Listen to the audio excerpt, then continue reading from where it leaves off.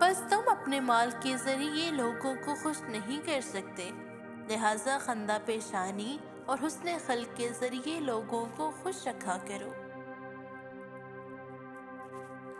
اپنی کمائی پاک رکھو، تمہاری دعا قبول ہوگی۔ بہتر ہے وہ شخص جو دیر سے ناراض ہو اور جلد راضی ہو جائے، اور بدتر ہے وہ شخص جو جلد غصے میں آ جائے اور دیر سے راضی ہو۔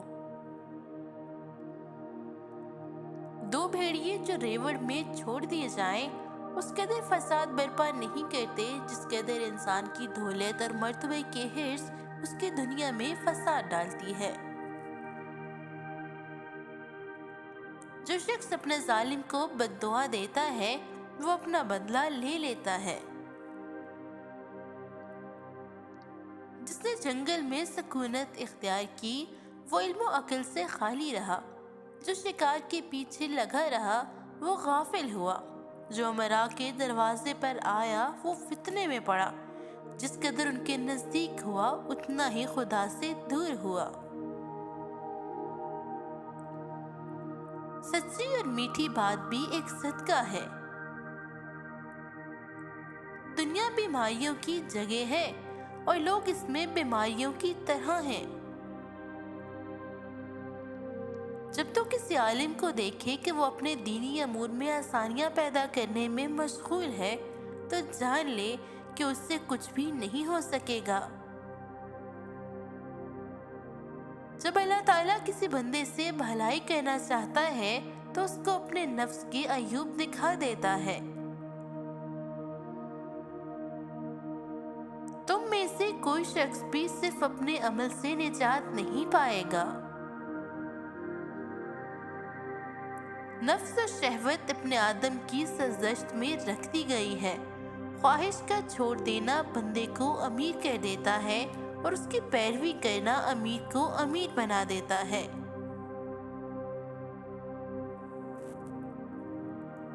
اگر تم اللہ کو پہچان لیتے جیسا کہ اس کے پہچاننے کا حق ہے تو سمندروں پر پاؤں پاؤں چلتے اور تمہاری دعا سے پہاڑ اپنی جگہ سے ہل جاتے۔ ایک دوست کی محبت کا حق ہمیشہ دوست کے حق میں دعائے خیر کہنا ہے۔ شیطان اکیلے آدمی کے ساتھ ہوتا ہے، وہ دو آدمیوں سے دور ہو جاتا ہے۔ نیک لوگوں کی صحبت نیکی کرنے سے بہتر اور برے لوگوں کی صحبت بدی کرنے سے بدتر ہے۔ جھوٹ بھی دراصل منافقت ہی کا حصہ ہے۔ شرافت نسب بھی ایک نعمت ہے، کسی فاسق کی برائی کرنا غیبت نہیں ہے۔ جس نے کسی کے عیب کو دیکھا اور اس کی پردہ پوشی کی اس نے گویا ایک ترگور انسان کو زندہ کر دیا۔ جو آدمی لوگوں سے مال جمع کرنے کے لیے بھیک مانگتا ہے وہ انگارے جمع کر رہا ہے۔ تھوڑے انگارے جمع کرے یا زیادہ یہ اس کی اپنی مرضی ہے۔ اچھا شخص وہ ہے جس کی عمر دراز اور عمل نیک ہوں، اور بدترین وہ ہے جس کی عمر دراز اور عمل خراب ہوں۔